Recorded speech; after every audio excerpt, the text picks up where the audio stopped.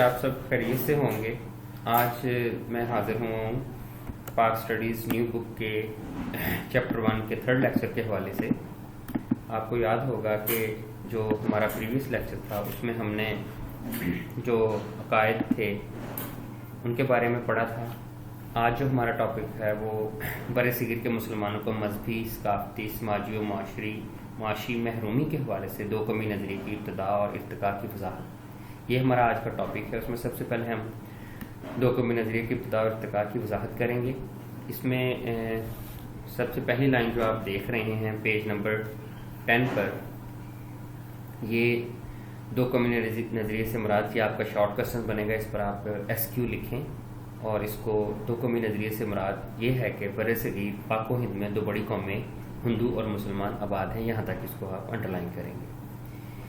یہ اس کا آنسر ہو جائے گا، دو قومی نظریے سے کیا مراد ہے گا۔ یہ دونوں قومیں صدیوں تک ایک دوسرے کے ساتھ رہنے کے باوجود آپس میں گھل مل نہ سکیں۔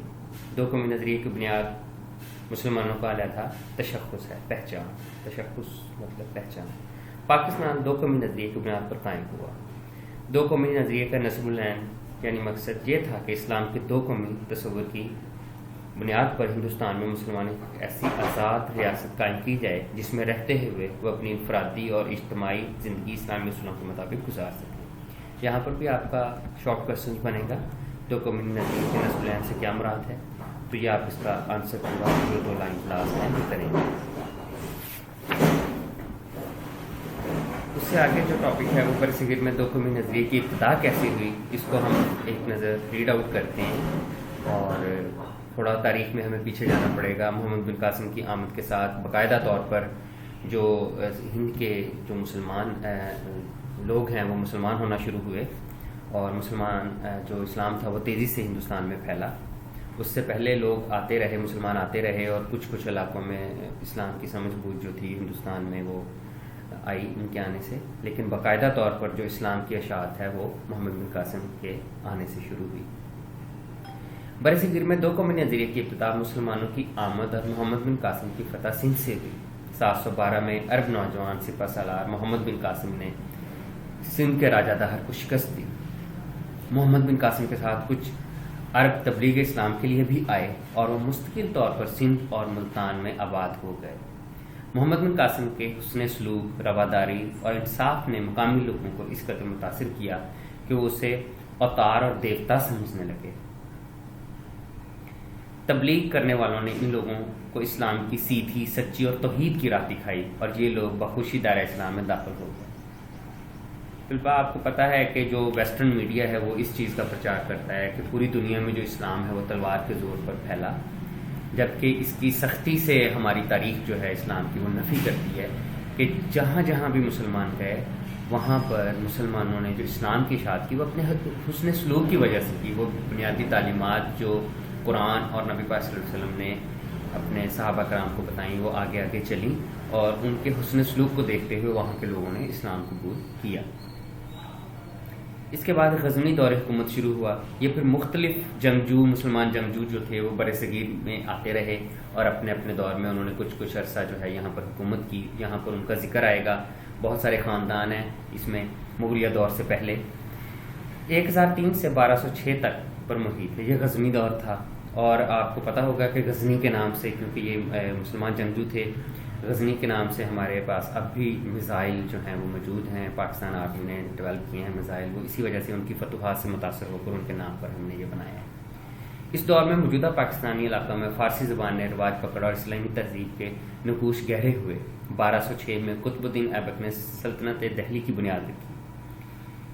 سلطان دہلی کا دور حکومت 1526 تک رہا، جس میں خاندان غلامہ، یہ خاندان غلامہ اس لیے کہتے ہیں کہ اس خاندان کا جو پہلا کنگ تھا وہ جو ہے وہ غلام نسل سے تھا۔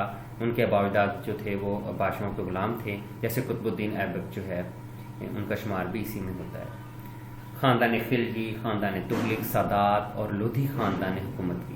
1526 میں ظہیر الدین بابر، یہ اب مغلیہ دور کا آغاز یہاں سے ہو رہا ہے اور 1857 تک مغلیہ دور ایک طویل دور ہے مسلمانوں کا جو برصغیر پر قابض ہے۔ ظہیر الدین بابر نے دہلی میں مغلیہ سلطنت کی بنیاد رکھی جو 1857 تک قائم رہی۔ مغلیہ دور حکومت میں بابر، ہمایوں، اکبر، جہانگیر، شاہ جہاں اور اورنگزیب مشہور حکمران تھے۔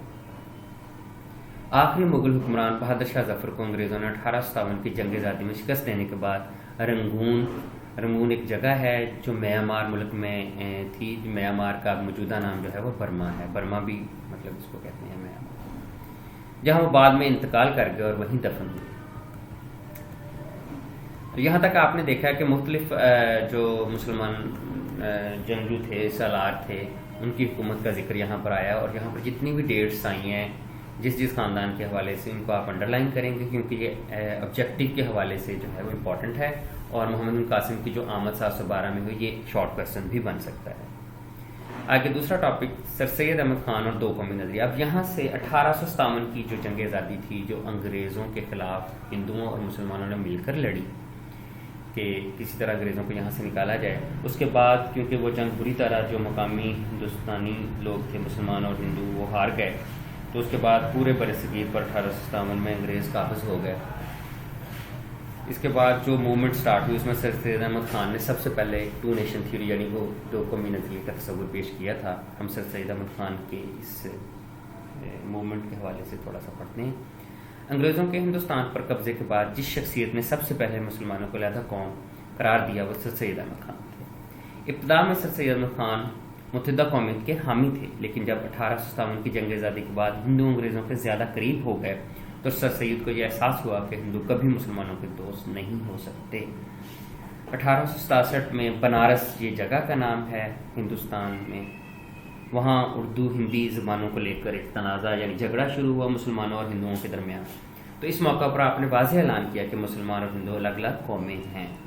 تو یہاں بھی شارٹ کویسچن بنتا ہے کہ دو قومی نظریہ جو تھا اس کی اصطلاح سب سے پہلے کس نے استعمال کی، تو وہ ہم بتائیں گے 1867 میں بنارس میں اردو ہندی تنازع کے موقع پر سر سید احمد خان نے استعمال کی۔ اس کے بعد انہوں نے مسلمانوں کی تعلیمی اور سیاسی میدان میں ترقی کے لیے جدوجہد کا آغاز کر دیا، جدوجہد کوشش۔ اس سلسلے میں تعلیمی ترقی کے لیے MAO ہائی اسکول اور کالج کا قیام اہم اقدام تھے۔ اس طرح 1885 میں سر سید احمد خان نے مسلمانوں کو سیاسی جماعت کانگریس میں شمولیت سے منع کر کے ان کے سیاسی حقوق کا تحفظ کیا۔ اس کے بعد سر سید نے محمدن ایجوکیشنل کانفرنس کا پلیٹ فارم مہیا کر کے مسلمانوں کی سیاسی ترقی کے لیے راستہ ہموار کر دیا۔ یہ جنرل ٹاپک ہے، اس میں کوئی انتہائی امپورٹنٹ لانگ یا شارٹ نہیں بنتا، جو ایک بنتا تھا جو میں نے آپ کو بتا دیا۔ اسی ٹاپک کے اندر جو تیسرا پوائنٹ یعنی دو قومی نظریے کی ابتدا اور ارتقاء کا جو تیسرا پوائنٹ ہے، اس میں چودھری رحمت علی کا کردار ہے دو قومی نظریے کے حوالے سے۔ چودھری رحمت علی اسلامیہ کالج لاہور کے نامور طالب علم تھے۔ جنوری 1931 میں انہوں نے کیمبرج کالج میں قانون کے شعبے میں اعلیٰ تعلیم کے لیے داخلہ لیا۔ 1833 میں آپ نے لندن میں پاکستان نیشنل موومنٹ کی بنیاد رکھی۔ 28 جنوری 1933 کو انہوں نے اب یا پھر کبھی نہیں، اس کو انڈر لائن کریں گے آپ شارٹ کویسچن اور MCQs کے لیے، اب یا کبھی نہیں، نا اور نیور کے عنوان سے 4 صفحات پر مشتمل ایک کتابچہ جاری کیا جو تحریکی پاکستان کے لیے مضبوط دیوار ثابت ہوا، اور برے صغیر کے مسلمانوں کے ساتھ ساتھ دیگر قومیں بھی لفظ پاکستان سے آشنا ہوئیں یعنی واقف ہوئیں۔ چودھری رحمت علی نے دو قومی نظریے کی وضاحت کرتے ہوئے فرمایا، یہ شارٹ کویسچن بنے گا کہ دو قومی نظریے کے بارے میں چودھری رحمت علی کا کیا ویو تھا۔ برے صغیر میں کئی اقوام آباد ہیں، ان میں دو بڑی قومیں ہندو اور مسلمان ہیں جو صدیوں سے ایک دوسرے کے ساتھ رہنے کے باوجود آپس میں گھل مل نہیں سکی۔ ان کے بنیادی اصول اور رہن سہن کے طریقے ایک دوسرے سے اس قدر مختلف ہیں کہ سینکڑوں برس کی ہمسائیگی اور ایک حکومت کے زیر سایہ رہنے کے باوجود ان میں مشترکہ قومیت کا تصور پیدا نہیں ہو سکا۔ تو یہ ہم نے دیکھا کس طرح دو قومی نظریہ پروان چڑھا، اور آخرکار اس دو قومی نظریے کی بنیاد پر 14 اگست 1947 کو مسلمان ایک علیحدہ مملکت حاصل کرنے میں کامیاب ہوئے۔ یہ ایک مضبوط نظریہ ہی تھا جس کی بنیاد پر ہمیں ایک الگ وطن ملا۔ آگے جو اسٹوڈنٹس آپ کا ٹاپک ہے وہ ہندوستان میں مسلمانوں کی معاشی محرومی ہے، economic deprivation of Muslims in India. اس ٹاپک کو پڑھنے کی ضرورت یہاں نہیں ہے کیونکہ یہ ٹاپک ایز اٹ از آپ کا جو اولڈ بک ہے اس میں بھی ہے، تو آپ اسی میں سے تیار کر سکتے ہیں، کیونکہ ہمارے یہاں نئی بک کو انالیسس کرنے کے دو مقاصد ہیں۔ ایک تو یہ ہے کہ جو مواد ہم آلریڈی تیار کر چکے ہیں اس کو ہم ڈسٹرب نہ کریں، اس کو ایز اٹ از ہم تیار کریں، اور جو امپورٹنٹ MCQs یا اس طرح کی چیزیں کوئی ہماری نیو بک میں اس چیپٹر سے ریلیٹڈ ہیں ان کو ہم ہائی لائٹ کریں۔ تو ہندوستان میں مسلمانوں کی معاشی محرومی، اکنامک ڈیپریویشن میں جو پوائنٹس یہاں لکھے ہوئے ہیں وہ پیراگراف کی فارم میں آپ کی اولڈ بک میں ہے، آپ وہیں سے ہی تیار کریں گے اور نیو بک سے اس کو تیار کرنے کی ضرورت نہیں ہے. اور اس طرح یہ آپ کا نیکسٹ ٹاپک ہندوستان میں مسلمانوں کی معاشی میں، یہ ایک لانگ امپورٹنٹ کویشچن ہے، یہ آپ کا تیار ہوگا اولڈ بک سے. اس کے بعد 2 امپورٹنٹ لانگ کویشچنز آگے اور آتے ہیں، ان میں کچھ شارٹ کویشچنز بھی بنتے ہیں جو آپ کی اولڈ بک میں ڈیورنگ اسکول لیکچرز آپ کو آپ کے ریلیونٹ ٹیچرز نے تیار کروائے ہیں. یہاں پر ہم یہ دیکھیں گے کہ پہلا کویشچن جو ہے وہ علامہ اقبال رحمۃ اللہ علیہ اور نظریہ کے ارشادات کی روشنی میں نظریہ پاکستان کی وضاحت. تو یہ والا ٹاپک بھی آپ نے اپنی اولڈ بک سے کرنا ہے. اس بک میں اور اولڈ بک میں مواد کا کوئی خاص فرق نہیں ہے، تاریخ بھی وہی ہے، آپ کے ارشادات بھی وہی ہیں، جیسے 1930 میں خطبہ الہ آباد کی جو بات کی گئی ہے وہ بھی وہی ہے. 1-2 اور موقعوں پر جو آپ نے فرمایا وہ بھی وہی باتیں ہیں اور آپ نے اسی بک سے اس کو تیار کرنا ہے.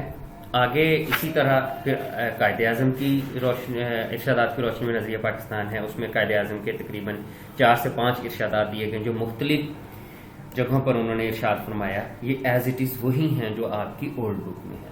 تو آپ اولڈ بک سے اس کو تیار کر لیں تاکہ ہمارا ٹائم بچ سکے، کیونکہ نیو بک میں ہو سکتا ہے کچھ الفاظ کا رد و بدل ہو، لیکن 99% مواد جو ہے یہ وہی ہے جو آپ کی اولڈ بک میں ہے.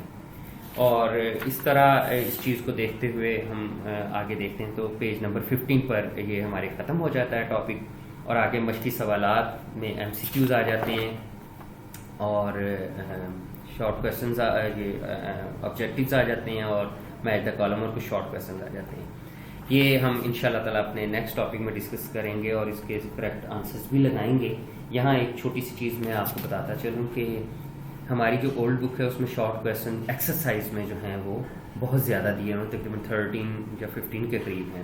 یہاں پر وہ کم ہیں، لیکن آپ کو تو پتہ ہے کہ ہم تھورو اسٹڈی کرتے ہیں، تو ہم جو چیپٹر کے ان بٹوین شارٹ کویشچنز بنائے ہوئے ہیں پہلے بھی اور اب بھی جو بنائے ہیں میں نے، ان کو ان شاء اللہ تعالیٰ فالو کریں گے تاکہ ہمارا تھورو چیپٹر تیار ہو جائے، ایکسرسائز بیس بھی اور انٹرنل کویشچنز جو ٹاپکس کے اندر سے آتے ہیں وہ بھی، اور MCQs بھی اسی طرح. تو اسٹوڈنٹس آپ کو میں نے پہلے بھی بتایا تھا کہ چیپٹر 1 کے نوٹس جو ہیں وہ آپ کی برانچ سے اویلیبل ہیں، آپ ان کو پک کر سکتے ہیں پرسنل اپنے ریلیونٹ ٹیچر سے مل کر اور تیار کریں اس کو. اور ان شاء اللہ تعالیٰ نیکسٹ لیکچر کے ساتھ پھر ہم حاضر ہوں گے نیکسٹ ویک. Thank you.